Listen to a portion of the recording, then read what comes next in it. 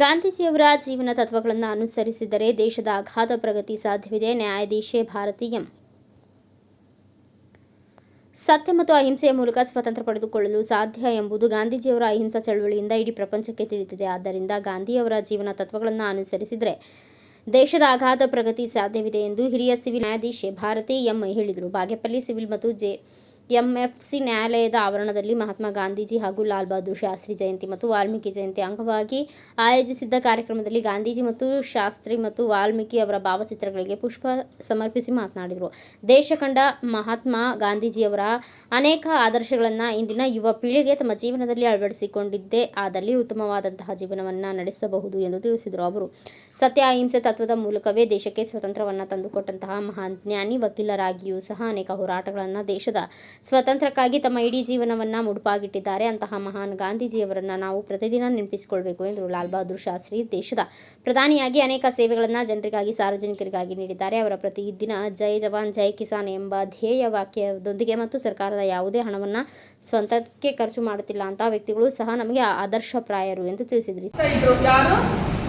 ಲಾಲ್ ಬಹದ್ದೂರ್ ಶಾಸ್ತ್ರಿ ಅವರು ಇವರು ಭಾರತ ದೇಶದ ಎರಡನೇ ಪ್ರಧಾನಿಯಾಗಿದ್ದರು. ಜವಾಹರ್ಲಾಲ್ ನೆಹರು ಮೊದಲನೇ ಪ್ರಧಾನಿ ಆದರೆ ಲಾಲ್ ಬಹದ್ದೂರ್ ಶಾಸ್ತ್ರಿ ಅವರು ಎರಡನೇ ಪ್ರಧಾನಿಯಾಗಿ ಆಳ್ವಿಕೆಯನ್ನ ಮಾಡಿದ್ರು.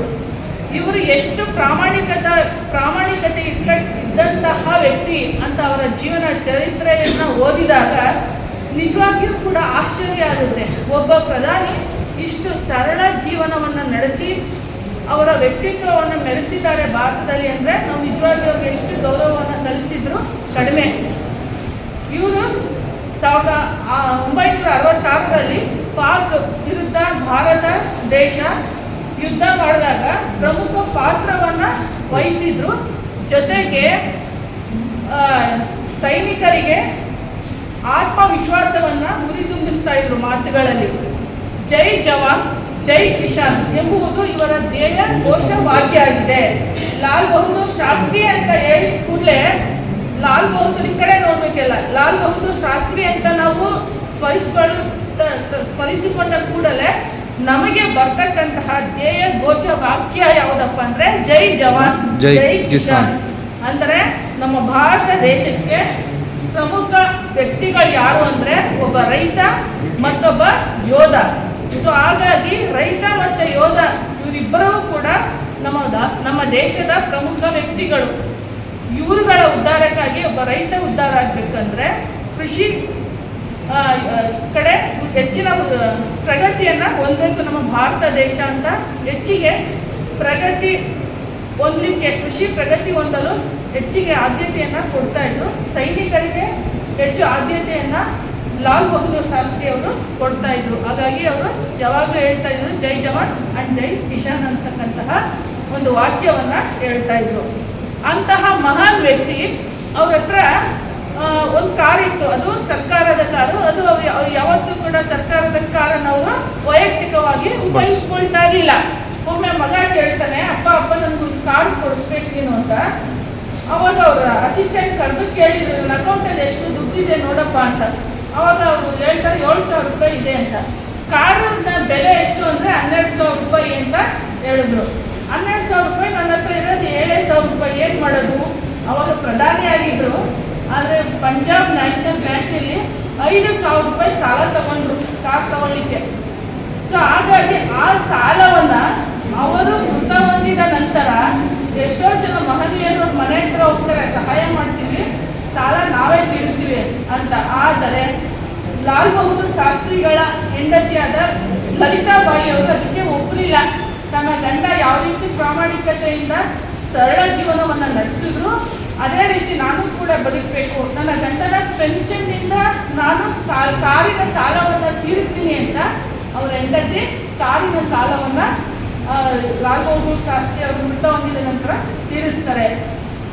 ನಾವು ಇಲ್ಲಿ ಕಲಿಬೇಕಾದದ್ದು ಏನಪ್ಪ ಅಂದರೆ, ನಾವು ಮದುವೆ ಆದರೂ ಕೂಡ ನಮ್ಮ ವೈಯಕ್ತಿಕ ಬದುಕು ನಮ್ಮ ರಾಷ್ಟ್ರಕ್ಕಾಗಿ ನಮ್ಮ ರಾಷ್ಟ್ರಕ್ಕಾಗಿ ಇಟ್ಟಿರ್ಬೇಕು. ನಮ್ಮ ವೈಯಕ್ತಿಕ ಬದುಕನ್ನು ಕೂಡ ನಾವು ತ್ಯಾಗ ಮಾಡಬೇಕು. ಇದನ್ನ ಈ ಮಾತು ಯಾರು ಹೇಳಿದ್ರು ಅಂದರೆ ಸ್ವಾಮಿ ವಿವೇಕಾನಂದರವರು ಹೇಳ್ತಾರೆ.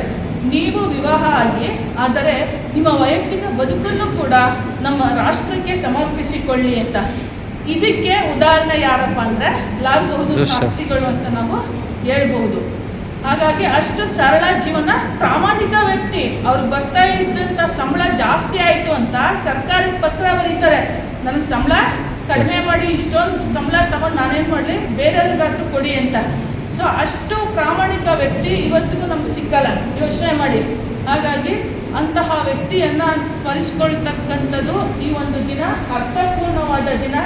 ಅವರ ಒಂದು ಹುಟ್ಟಿದ ಹಬ್ಬವನ್ನು ನಾವು ಆಚರಿಸ್ತಾ ಇದ್ದೀವಿ ಅಂದರೆ ನಿಜಕ್ಕೂ ನಾವು ಎಲ್ಲ ಹೆಮ್ಮೆ ಪಡ್ತಾ ಇದ್ದೀವಿ. ಅವ್ರ ತಲೆ ಕಡೆದು ಅವ್ರನ್ನ ಸಾಯಿಸೋ ಅವಶ್ಯಕತೆ ಇಲ್ಲ. ನಮ್ಮ ವೈರಿಗಳನ್ನು ನಾವು ತೆಗೆದುಹಾಕಬೇಕು ಅಂದರೆ ನಮ್ಮ ತಲೆಯಿಂದ ಅವ್ರನ್ನ ತೆಗೆದುಹಾಕಿದ್ರೆ ಸಾಕು ಅಂತಕ್ಕಂಥದ್ದು ಮಹರ್ಷಿಗಳು ಹೇಳ್ತಾರೆ.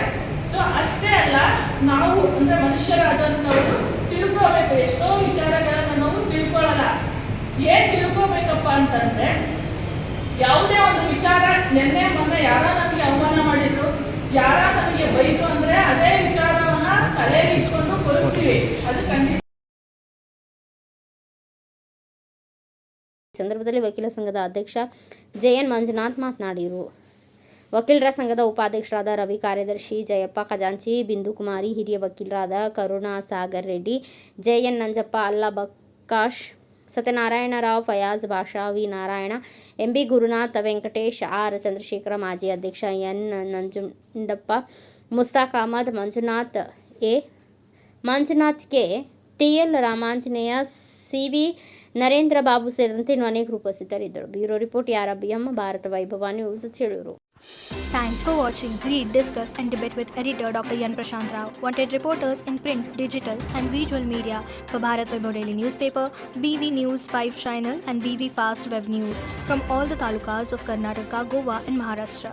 If interested, send your resume to 9019229369.